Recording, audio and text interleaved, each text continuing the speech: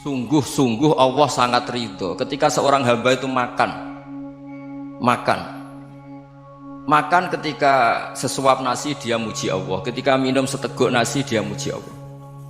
Itu kalau orang diridhoni Allah itu wali betul. Itu untuk jadi wali itu gampang. Kamu makan ridho, kamu nginjak buminya Allah ridho seneng, kamu hidup keseharian aman seneng. Nah ini supaya sampean kita semua ngaji betapa panduan Rasulullah untuk menggapai ridho Allah itu banyak yang keseharian sekali. Saking kesehariannya banyak dalam hadis dan itu sahih. Nabi menyebut hal-hal yang keseharian. Hatta ma tas'alu fi imra'atika, kamu punya uang kemudian istri kamu bisa makan, itu ibadah. Bahkan sebagian ibadah itu dicontohkan Nabi yang akhirnya diprotes sahabat, yaitu wa fi buti ahadikum sedekah, kamu menggauli istri kamu itu ya sedekah. Sampai sahabat bilang, yang benar ya Rasulullah, ayati ahaduna syahwatahu wa huwa lahu ajrun, masa urusan biologis, urusan syahwat kemudian dia dapat pahala. Nabi menjawab, alai salawadu'aha fi haramin akana alaihi wisrun, bagaimana kalau dia meletakkan ke yang tidak benar, itu kan dosa. Nah, hal-hal seperti ini yang saya ingin teman-teman semua, saya juga agak ingin ngaji demi Anda, juga agak ingin. Itu dosa sekali ngaji kok pesanan kelompok tertentu itu gak boleh. Islam itu untuk semua, jadi ya cuma karena di depan saya jenengan ya seakan-akan jenengan korbannya. Itu ada ilmunya dalam usul fikih itu. Jadi orang itu harus ngaji usul fikih. Nama yang disebut, mungkin Mas Sufyan masih ingat zaman ngaji usul fikih. Nama yang disebut itu tidak jaminan sebagai prioritas perintah. Jadi misalnya gini, kebetulan yang di depan Nabi itu Abu Dzar. Nabi ya bilang, ya Abu Dzarin ini uhibbuka misalnya, atau ya Mu'ad ini uhibbuka, atau ya Abu Hurairah ini uhibbuka. Banyaklah riwayat yang Nabi nyebut ya Abu Dzarin, ya Mu'ad, ya Abu Hurairah. Kemudian misalnya Nabi meneruskan khitab, ini uhibbuka, saya mencintai kamu, fakul dubur sholatin, atau sebagian riwayat disebut fala tada'anna dubura kulli sholatin Allahumma inni ala dzikrika wa syukrika wa husni ibadatik. Saya mencintai kamu, siapa saja, Mu'ad bisa, Abu Dzar bisa, siapa. Saya mencintai kamu, mohon kalau habis sholat kamu jangan lupa wiridan Allahumma inni ala dzikrika wa syukrika wa husni ibadatik. Ya Allah, tolong kami permudah supaya mudah ingat Engkau. Anda tidak bisa mentang-mentang, wong nama saya Parmin, nama saya Purnomo, itu yang diperintahkan Mu'ad misalnya. Jadi yang disebut satu, tapi khitab itu untuk siapa saja. Saya teruskan. Jadi saya mohon semua kita melakukan kebaikan itu, kalau dalam kaidah fikih disebut al yakin la yuzalu bisyak. Banyak kebaikan yang kebenarannya itu 100%, tidak punya efek samping ke pihak lain, ke kelompok lain, ke komunitas lain. Itu tadi misalnya Anda makan dan itu murah sekali, hanya butuh satu piring, setiap punyaan kamu muji Allah, setiap minum kamu muji Allah. Itu redaksinya Rasulullah SAW disebut Allah sangat ridho ketika seorang hamba makan kemudian dia memuji Allah, atau minum kemudian dia muji Allah. Logikanya gampang, negara seperti ini yang kamu harapkan bentuknya kayak apa, mertua, ipar, komunitas, tetangga, itu nyata terjadi itu kan belum pasti. Sementara yang mesti terjadi adalah kamu butuh makan, kalau tidak mati, butuh minum, kalau tidak mati, butuh bumi yang nyaman ditempati, kalau tidak kita juga mati. Sebab itu Allah kalau menyebut nikmatnya itu hal-hal yang keseharian. Alladzi at'amahum min ju'. Allah itu siapa? Allah itu yang menciptakan kamu bisa makan, tidak berlebihan. Allah itu yang menciptakan kondisi sosial itu ideal. Zaman Nabi itu ya ada orang munafik, orang-orang pilihan Allah itu juga diuji orang sekelilingnya yang macam-macam. Semua diuji sesuai konteks zaman dan waktu. Nah, tapi ada ibadah-ibadah yang selalu disarankan Nabi. Sampai Nabi itu pernah ditanya, ayul islami khairun ya Rasulullah, Islam terbaik itu gimana? Jawaban Nabi itu unik, it'amu to'am, Islam terbaik itu ya makan-makan, santai-santai. Ketika Allah menyebut beberapa kebaikan, falak tahamal aqobah, wa ma adrokan apa? Mal aqobah. Terusannya apa? Fakku rokobah. Terusannya apa? Au it'amun fi yaumin di masubaya, atau acara makan-makan itu juga Islam. Kenapa? Ya bayangkan kalau tidak ada makanan kita mati kan. Kondisi sosial tidak ideal tuh Anda masih gak apa-apa, tapi kalau Anda tidak makan, Anda tidak minum, Kamu punya istri cerewet masih bisa hidup, punya mertua cerewet masih bisa hidup. Tapi kalau tidak makan bisa mati. Berarti penting mana istri sama makan? Penting mana? Makan. Semoga istri Anda dengar. Nanti kamu disuruh makan tapi pulang deh.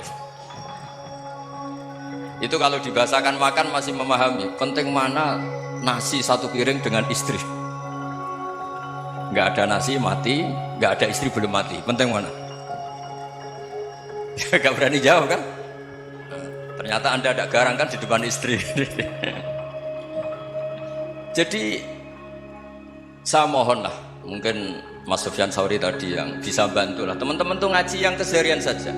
Karena kita nyari ridha Allah itu berdasar firman Allah, dan firman Allah itu menyebut keseharian tuh riang gampang. Itu tadi misalnya wa min ayatihi manamukum billaili wan nahar. Termasuk ayat-ayat Allah itu kamu tidur. Maka dulu itu ada guyonan, ada tokoh Mu'tazilah, kelompok dalam Islam yang berpikir manusia itu bisa menentukan ikhtiarnya sendiri. Karena saya bisa duduk, ingin duduk, ingin berdiri, berdiri. Karena kelompok ini nggak terima kalau semua kehendak Allah, nanti bagaimana kalau semua kehendak Allah kok ada hisab ya, ada sanksi. Lucunya itu dia akhirnya, ini cerita ya, mencintai seorang perempuan cantik sekali. Dan itu dia menjadi ahli sunnah itu oleh hal-hal yang sepele. Karena istrinya cantik, ya namanya suami istri hubungan intim. Terus ditanya, Mas masih ingin lagi? Masih. Silahkan diulang lagi. Wah ya tidak bisa. Katanya manusia bisa menentukan yang diinginkan. Itu tobat itu. Itu nggak bisa ditobatkan Mas Sufyan Ats-Tsauri. Orang cantik yang mudah nobatkan orang itu orang cantik. Segampang itu. Akhirnya kita tahu, makanya kalau dalam kitab Hikam itu disebut al-aqil mayyakul madza yaf'alu wa hubi wal ghafil mayyakul madza af'al. Orang yang punya akal karena sadar ini wilayah Allah, semua milik Tuhan, itu dia tiap hari berpikir besok Allah akan melakukan apa terhadap dunia ini. Kamu merencanakan suatu mau plesir ternyata gempa, mau wisata ke Rusia ternyata perang. Kamu tidak pernah tahu apa yang akan terjadi besok. Wa ma tadri nafsum madza taksibu ghadan. Tapi anda semua kita ini sering punya jadwal permanen. Makanya saya kalau diundang siapa saja, bisa takdir. Yang jelas Gus ini acara penting. Ya masih acara penting nak pangeran ngersakno piye? Kok ape dadi pangeran? Kamu kok mau jadi Tuhan? Itu kadang ya kiai. Penting Gus acara ini jenengan harus memastikan bisa. Loh kamu itu yang ngajarin tauhid, sesuatu itu biadillah kok bilang-bilang apa pasti. Kalau maksa terus tak tobatkan kamu kata saya. Ya kalau gitu Gus bilang insya Allah. Wah itu hati saya, fisik saya, roh saya sudah bilang insya Allah. Tidak usah kamu latih kata saya. Nah hal-hal tauhid keseharian itu gampang sebetulnya. Wal ghafil yaqulu madza af'al. Tapi orang yang lupa Allah dia setiap hari bilang besok apa? Kita bisa melakukan apa? Seakan-akan dia itu aktor, dia penting, dia subjek permanen, dia. Padahal kita ini hanya objek kehendak Allah Subhanahu wa taala. Karena kita yakin sesuatu yang terjadi di alam raya ini kita tidak bisa apa-apa. Makanya saya sering ngaji, sering bilang saya, ketika Anda mensifati Allah, dia yang menghidupkan. Sudah itu tanamkan, sehingga ketika kita mati, santai saja. Kenapa santai? Allah punya cara menghidupkan kita. Zaman kita hidup juga gak tahu caranya ngelola jantung, ngelola paru-paru. Kamu juga gak tahu ngelola oksigen yang tidak beracun, tidak ngandung polusi. Tahu-tahu hidup. Gak ingin tua ya tahu-tahu tua, gak ingin mati tahu-tahu mati. Selama ini kita hidup juga agak tahu apa sebetulnya. Hanya gaya tok, punya jadwal, punya planning. Kalau kamu bisa menentukan pilihan Anda, pasti Anda istrinya cantik, 4 neriman semua, qanaah semua. Nyatanya enggak kan? Ada 1 jelek, cerewet. Oh itu kan, nyatanya enggak bisa apa-apa Anda kan? Dan kamu bawa mati lagi. Itu kan istri Anda juga gitu, punya keinginan punya suami yang ganteng, yang jabat, yang riman, yang enggak poligami. Ya enggak kesampaian juga. Kalau kita ngitung tingkat kegagalan kita itu gagal terus. Ya kan? Nah, terus ingat Allah, madza yaf'alu wa bi. Orang yang punya akal selalu berpikir Allah itu menghendaki apa terhadap saya. Lalu sama-sama orang ngelihat orang yang serius, itu kata Anda itu pemikir berat, serius. Senang punya tokoh yang merengut karena kamu anggap serius. Tapi sebagian orang menganggap orang yang serius itu wong merengut, wong masam, wong muka kok ditekuk. Jadi sama itu hati ya muqallibal qulub tsabbit qalbi ala dinik, karena kita enggak tahu cara berpikir kita tentang orang lain, tentang sekeliling kita. Misalnya kita orang baik yang jenis ngrumat fakir miskin. Ada orang bangun masjid mewah itu janggal. Apa artinya masjid mewah kalau banyak orang kelaparan? Tapi kalau yang jenis pendidikan apa artinya masjid mewah kalau tidak bisa ngaji? Nanti yang jenis infrastruktur apa artinya ini kalau semuanya punya sudut pandang yang berbeda-beda. Dan Islam mengapresiasi semua kebaikan. Tapi katakan semua kebaikan itu adalah kehendak Allah Subhanahu wa taala. Karena apapun baik Anda itu pakai fasilitas yang diberikan oleh Allah Subhanahu wa taala. Sehingga ini yang disebut kulillah sumadarhum fi khawdihim yal'abun. Ya kembali tadi ke tema-tema bahwa keseharian Anda ini sudah Islami. Saat Anda tidak bisa melakukan apa saja. Saya sering ada jenazah, biasanya kalau tetangga meninggal saya sering disuruh ngelepas. Saya bilang orang ini baik karena sering ngelamun di rumah, sering nganggur di rumah. Ditanya sama anaknya, kenapa Gus nganggur baik? Ya kalau dia nganggur artinya juga agak berbuat sesuatu yang maksiat kan? Iya kan? Orang nganggur di rumahnya ya tidak bunuh orang, tidak maling, tidak korupsi, ya namanya nganggur di rumah. Lah cuma istri cara pandang nganggur gak menghasilkan uang itu. Tapi juga gak menghasilkan kriminal kan? Jadi sebenarnya Islam itu makanya kalau sampai ngaji usul fikih itu ada kitab usul fikih namanya Lubul Usul, itu terkenal sekali di pesantren itu. Itu kalau ngapresiasi keseharian itu luar biasa.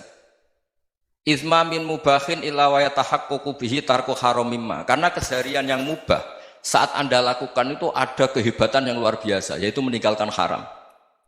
Makanya dulu banyak orang-orang alim ketemu temannya itu guyon sampai semalaman. Itu biasanya yang semangat Islam itu kiai kok tidak tahajud, kiai kok tidak witir. Orang yang sedang mapan uangnya banyak, malam itu tidak kelayaban itu sudah luar biasa. Melawan nafsu supaya tidak maksiat itu sudah luar biasa. Supaya lupa guyon sama temannya semalaman sampai subuh. Gejolak-gejolokan mengenang zaman miskin, zaman kuliah gak jelas, zaman apa. Melihatnya jangan tarkut tahajud. Seperti ini meninggalkan tahajud, tapi meninggalnya ini talkul muharramat. Jadi kayak apa hebatnya? Sehingga Imam Ghazali punya riwayat yang agak unik.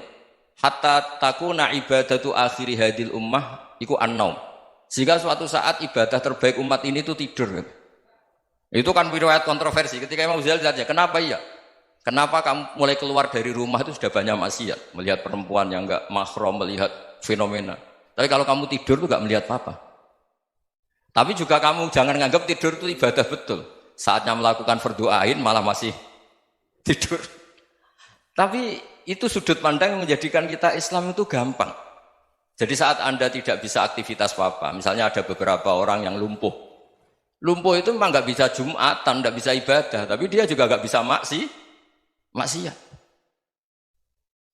Tidur itu memang Anda saat itu tidak bisa tahajud, tidak bisa witir, tapi saat itu ada zina, ada maling, tidak gosipkan orang, tidak bully orang, tidak menanamkan kebencian, tidak hasud.